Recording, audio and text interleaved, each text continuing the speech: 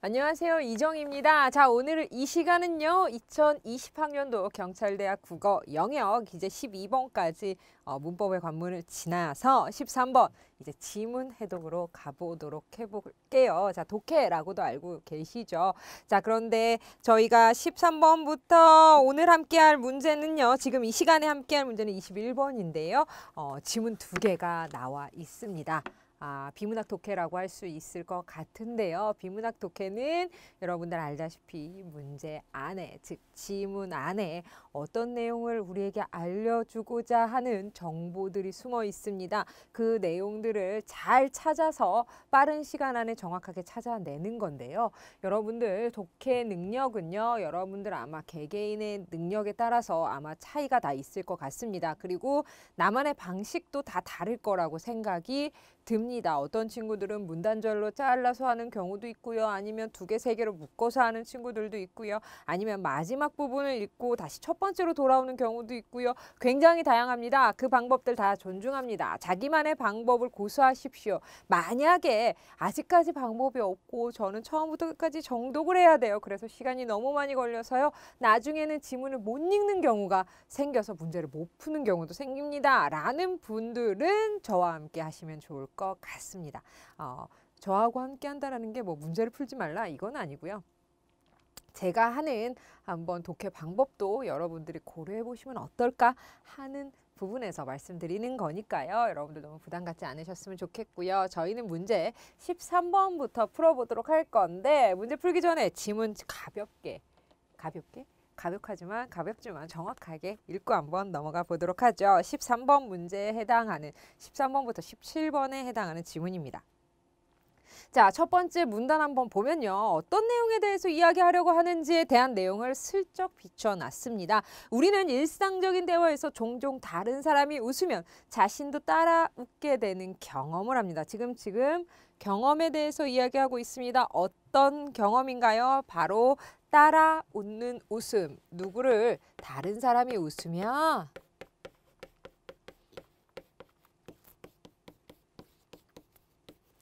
따라 웃는 웃음의 경험을 합니다. TV 시트콤에서 재미있을 만한 장면이 녹음된 녹음 웃음소리를 삽입하는 것도 이를 통해 시청자들에게 웃음을 유도하기 위해서라고 합니다. 시트콤 보면 중간에 다른 사람이 웃는 소리가 계속 들리죠. 이와 관련해 어떤 거에 관련해서 따라 웃는 웃음에 관련해서 체크해 주셔야 되겠네요. 신경과학자들은요. 타인이 웃으면 따라 웃게 되는 것은 우리 뇌의 웃음소리에만 반응하는 웃음 감지 영역이 있기 때문이라고 주장합니다. 웃음 감지 영역이 있다고 누가 신경과학자들이 이야기했대요. 그러면 여기 체크해 주셔야 되겠고요. 신경과학자들도 체크해 주시면 좋을 것 같아요. 저는 여기 쓰지만 여러분들은 지문에 체크해 주시면 됩니다. 주장합니다. 그들이 뭐라고 하냐면요. 그들은 청각신호를 담당하는 뇌 영역 어딘가에 이러한 부분이 있을 것으로 추정하면서 다른 사람이 하품할 때 덩달아 하품하게 되는 것도 뇌의 시각 영역 어딘가에 하품하는 모습에 반응하는 부분이 존재하기 때문이라고 주장한다. 그들의 가설에 따르면 다른 사람의 웃음소리를 들으면 웃음 감지 영역이 흥분하게 되고 이 신호가 웃음 발생 영역으로 전달돼 결국 따라서 웃게 된다라고 되어 있습니다. 웃음 감지 영역이 흥분하게 되고 이 흥분이 전달됩니다. 어디로? 웃음 발생 영역으로.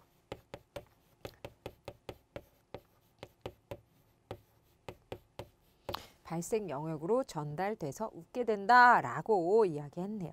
실제로 여러분들 제가 체크하라는 부분 또 나왔습니다. 누군가 지문 안에서 어떤 외국인의 이름이 나온다.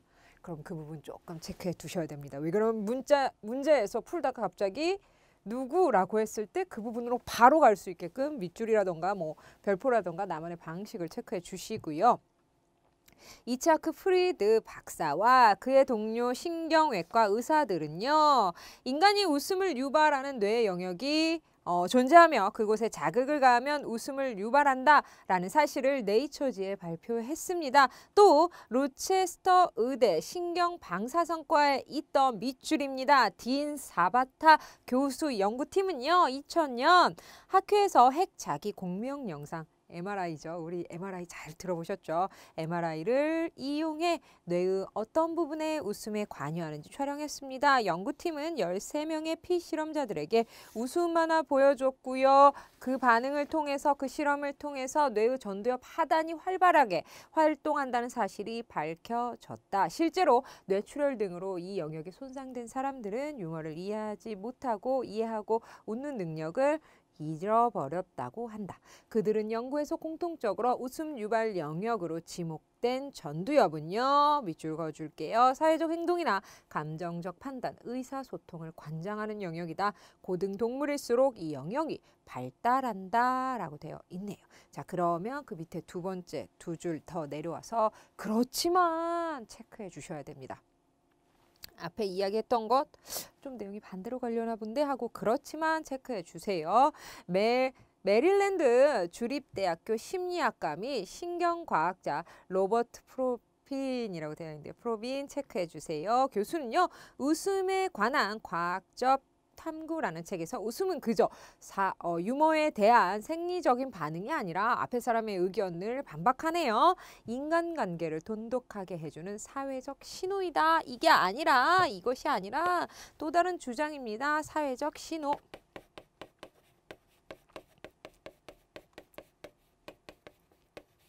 사회적 신호이다. 신호 중 하나라고 주장했다. 그는요. 메릴랜드 주립대학교 광장과 근처 거리에서 웃고 떠드는 사람들 1200명의 대화를 분석해 몇 가지 흥미로운 사실을 발견했습니다. 사람들 대화 도중에 농담이나 재미있는 이야기 때문에 웃는 경우는 10에서 20%에 불과하고 대부분 그동안 어디 있었어? 만나서 반가워요 같은 일상적인 대화를 나눌 때 가장 많이 웃는다라는 것입니다. 그리고요. 농담을 듣는 사람보다 농담을 하는 사람이 1.5배 더 많이 웃는다라는 것도 발견했다라고 되어 있네요.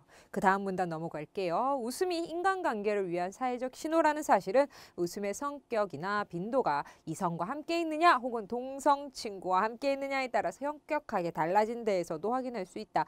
프로빈 교수 체크해 주시고요. 남성과 여성이 대화를 나눌 때 여성이 남성보다 1.3배 더 많이 웃는다는 사실 발견했고요. 이것은 이성과 대화할 때 남성은 여성을 웃기려는 경향이 있고요. 따라서 여성이 더 많이 웃게 되는 것이다 라고 해석했습니다. 그 다음 읽어볼게요. 여자가 더 많이 웃네요. 남자는 여자를 즐겁게 하려고 하고요. 자, A 부분 박스 체크됐네요. 이 부분 눈여겨보죠.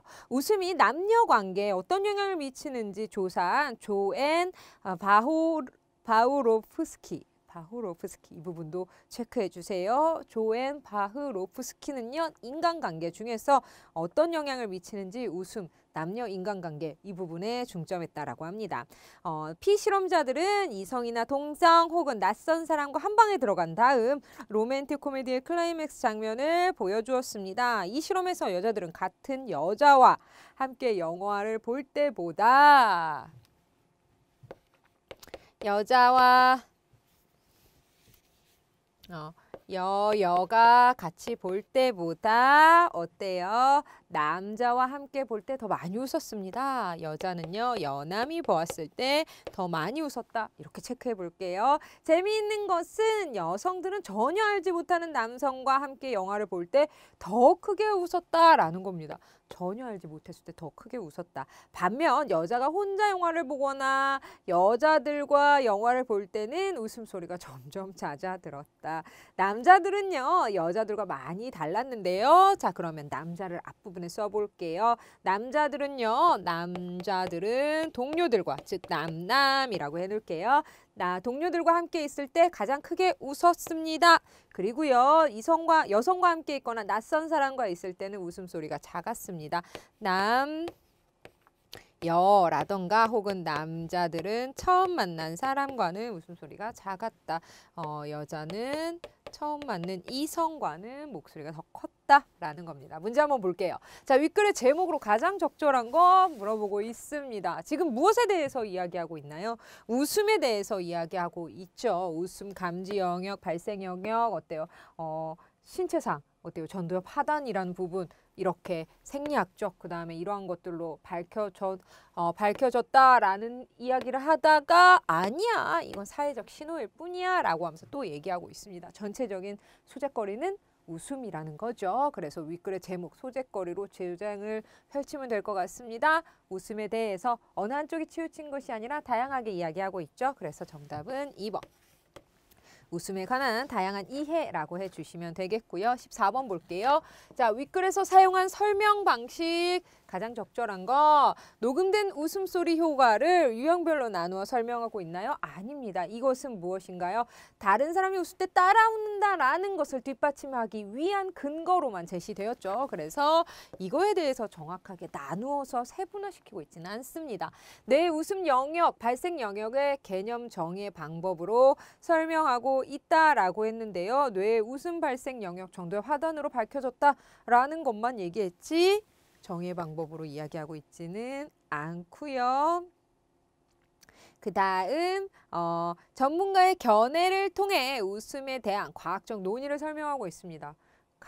첫 번째 웃음 감지 영역이 있었고요. 이것이 발생 영역으로 전달돼서 웃는 거예요 라고 하는 의사들 혹은 과학자들이 쭉쭉쭉 나왔고요. 아니야 사회적 신호야 라고 짝짝짝 또 나왔고요. 자, 그 다음에 또 다른 실험에 대한 전문가도 나왔습니다. 그래서 전문가의 견해를 통해 웃음의 과학적 논의 설명하고 있고요. 웃음이 남녀 관계에 미치는 영향을 정반합의 논리로 설명하고 있다라고 되어 있는데 정반합 논리라기보다는 이렇게 되고 있어라는 실험 결과만 이야기해주고 있죠. 가설을 설정해서 대화 상대에 따라 웃는 정도가 다른 것을 설명한 가설이 아니라 실제 실험을 한 거죠. 그래서 가장 적절한 것은 3번 찾아주시면 되겠습니다. 자, 계속해서 14번에서 이제 15번으로 가볼게요. 자, 윗글과 보기를 참고해 여기 부분은 지우지 않을게요. 이해한 것으로 가장 적절한 것이라고 묻고 있습니다. 자, 보기를 한번 보면요. 미국 캘리포니아 의대에 있는 폴 에크먼, 또 다른 과학자입니다. 폴 에크먼 박사는요.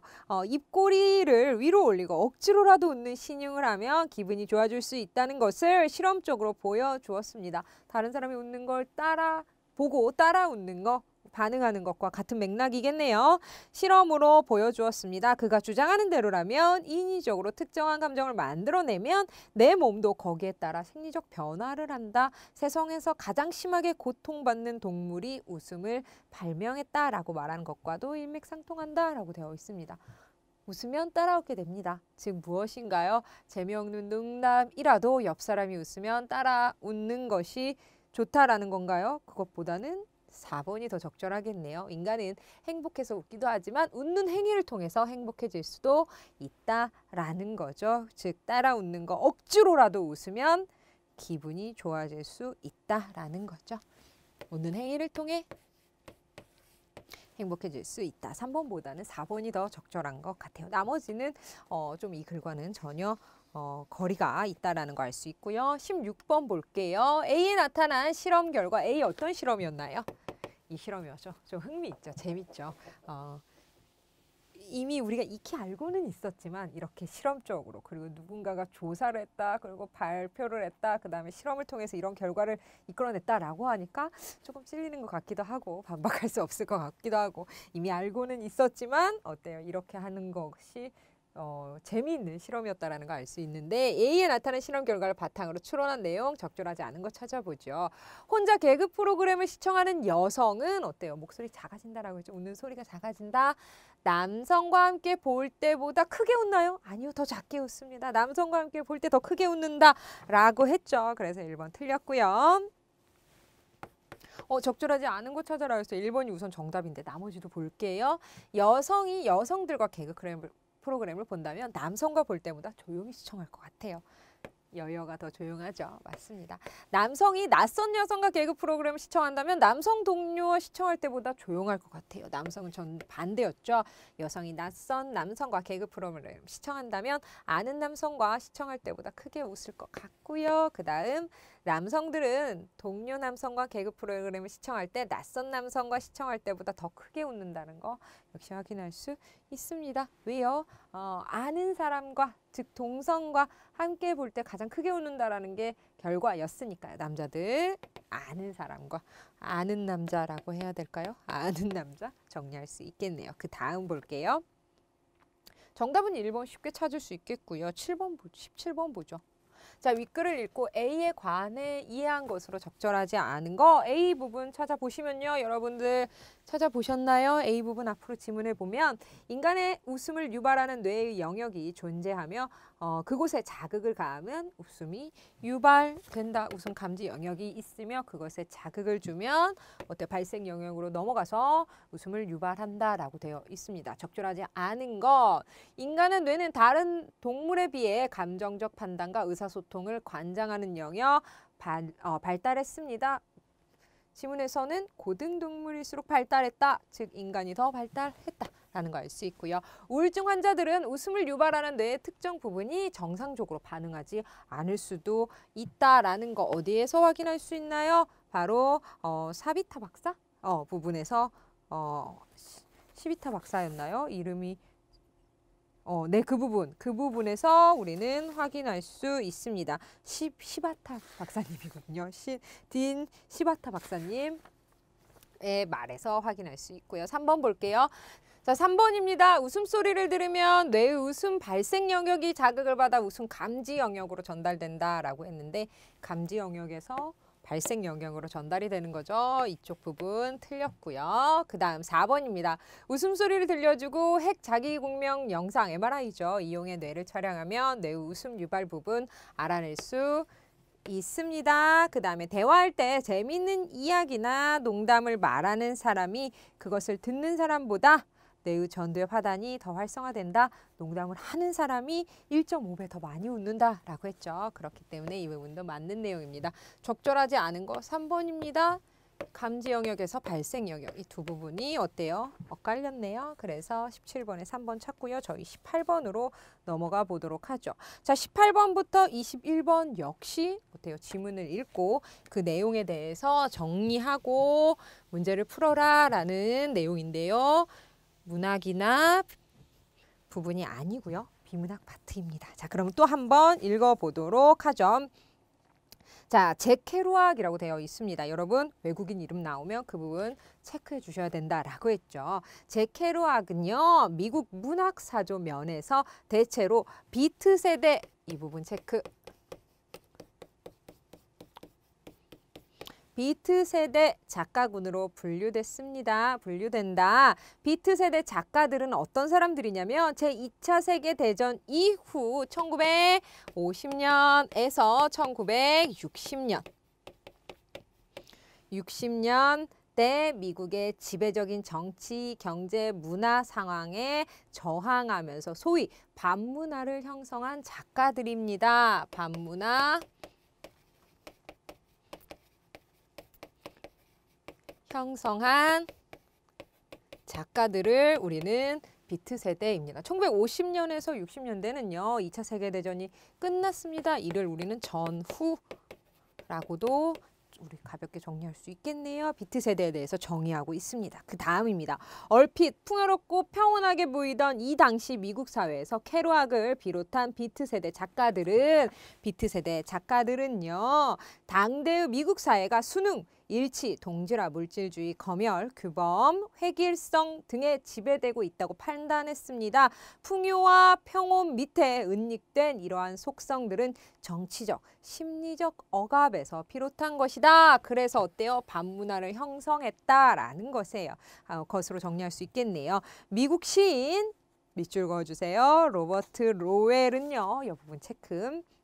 이 시기의 미국 사회를 진정제 맞은 1950년대라고 규정했습니다. 로웰의 지적처럼 이 당시 미국 사회는 수능과 획일성을 강요받아 진정제를 맞은 환자처럼 그저 평온한 사회였다. 로웰과 비트 세대 작가들은 문학사조 면에서는 공통점이 없었지만 그들이 진단한 미국 사회의 모습은 비슷했다. 어떻게? 진정제 맞은 1950년대.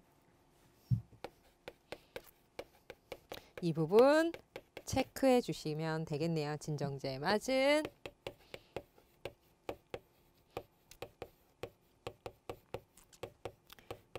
문학사조 면에서는 비슷한 건 없지만 그 당시 미국 사회를 진단한 부분은 비슷했다. 계속 볼게요. 이들은 위에서 언급한 미국 사회 속성들을 미국적 가치로 신봉하던 중산층 계급의 허위의식 비판했고요. 그 다음에 밑으로 내려가서 즉 청교도라는 전통적 배경과 냉전 시대의 이데올로기가 함께 작용하여 사회 구성원들에게 자아검열, 강요하고요. 개인들의 의식과 무의식을 통제한 결과 개인성, 자율성이 억압됐다라고 합니다. 획일화되고 규범하고 검열한다라는 것은 자유가 보장되지 않는다라는 거죠. 자, 계속 볼게요. 비트 세대 작가들은요. 1950년에서 60년대 이 작가들은요. 그 당시 미국이 풍요와 평온을 가장한 공포사회였고 사회 구성원들이 서로 단절되고 분열되었으며 개인은 소외되었다는 생각을 공유했습니다. 거의 모든 미국 시민들이 무의식적으로 사회에 순응하고 적응할 때 그들은 자본주의, 물질주의와 국가 권력이 조절하는 규범화된 삶을 거부하고 저항적인 반문화를 형성했다라고 되어 있네요. 계속 볼게요. 개인의 자율성과 개인성을 강조하는 미국의 개인주의는 2차 세계대전 후 냉전 시기에 소위 미국주의의 대두로 그 존립 근거를 상실하기 시작했습니다. 자본주의 경제와 통치의 효율성을 위하여 개인의 사적인 경험, 그 다음에 자율적인 판단, 자유는 억압되거나 유보되었고 개인은 소비로 불안감을 대신하고 대중문화나 매체에 의해 쉽게 선동되어 스스로 결정을 하지 못하는 소위 밑줄 그을게요. 1차원적 인간이 되었다.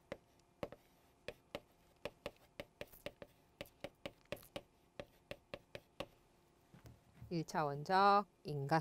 지금하고는 좀 많이 그림이 다르죠. 지금은 자유하면 미국일 정도니까요. 자율성과 개인성이 보장되지 않는 1차원적 인간이 되어버렸다. 당시에 미국은 1차원적 인간으로 이루어진 전체 국가로 나아가고 있었고요. 비트 세대 작가들은 전체 국가와 1차원적 인간을 형성하는 보이지 않는 중심과 그것이 작동하는 메커니즘을 폭로하고 이에 정면으로 저항하였다라고 되어 있습니다. 그 다음 보면 비트 세대 작가들의 저항과 대안 추구는 다양한 표현 방식으로 나타났다. 갤런 긴즈버그의 대표작 절규는요. 미국의 지배적 주류 문화에 대한 울부짖음이었습니다. 이처럼 절망과 분노를 직접 표출하는 것 외에도 이들은 다양한 방식으로 기존의 가치체계에 저항하면서 새로운 대안을 제시했다라고 되어 있습니다. 그 다음 문단으로 바로 넘어가 보죠. 비트 세대 작가들에게 가장 많이 나타나는 개인의 모습은 무엇이다? 방랑자입니다. 떠날래? 라는 거. 다 버리고 벗어날래? 방랑자입니다. 보통 여행의 이미지에서 가장 많이 연상되는 덕목이 자유의 추구이다. 이처럼 미국 대륙을 여행하는 방랑자로서 이들 작가들은 그들의 여행을 통하여 모든 억압으로부터 해방이라는 자유를 추구하고 만끽한다. 하지만 이들의 여행은 기차에 몰래 타거나 지나가는 자동차를 얻어타기도 하고 마치 불교의 수도처럼 남루한 모습으로 아무 곳에서나 잠을 자는 등 탈규변적 행위였다라고 되어 있네요. 비트 작가인 윌리엄 버로스에 따르면 케루악의 방랑은 정신적 소외, 불안감, 불만에서 시작된 것이었고 비트 세대 작가들 중 대표적인 방랑자였던 게리 스나이더의 방랑의 시작이 1950년대 미국의 정신적, 정치적 외로움이었다고 밝혔다라고 되어 있습니다. 자, 그 다음 마지막 문단으로 넘어가 볼게요. 자, 이러한 가치들은 위에서 언급한 주류 사회가 강요한 가치들과는 극명하게 대조됩니다. 또한 이러한 비트 세대 작가들은 행위는 수동적인 삶에서 벗어난 각 개인들의 직접적이고 구체적인 행동이었다. 밑줄 그어볼까요? 이는 다시 말하면 억압된 개인성이 회복이며 닫힌 세계가 강요하는 자아 억제에서 벗어나 자아 표현으로 나아가고자 한 것이다. 있다라고 되어 있네요. 18번 볼까요? 윗글의 논지 전개 방식으로 적절하지 않은 것이라고 묻고 있습니다. 대상의 개념 밝혀 정확한 이해 돕고 있나요? 맞습니다. 비트 세계라든가 혹은 방랑자라든가 이러한 개념들의 그때그때 정의해서 개념을 밝혀서 이해를 돕고 있고요. 다양한 이해 제시하여 중심 내용 구체화하고 있나요? 네, 맞습니다. 다양한 작가들의 이야기도 인용하고 있고요. 그 다음에 그 사람들이 주장한 것들에 대해서 그들의 대표 세대 인물들에서까지 이야기하고 있고요. 그 다음 다양한 가설을 세워 다른 논리들을 비교하고 있다라고 했는데 가설이나 논리들에 대한 비교는 나와 있지 않습니다. 여러 사람의 견해를 인용해서 설명 뒷받침하고 있고요.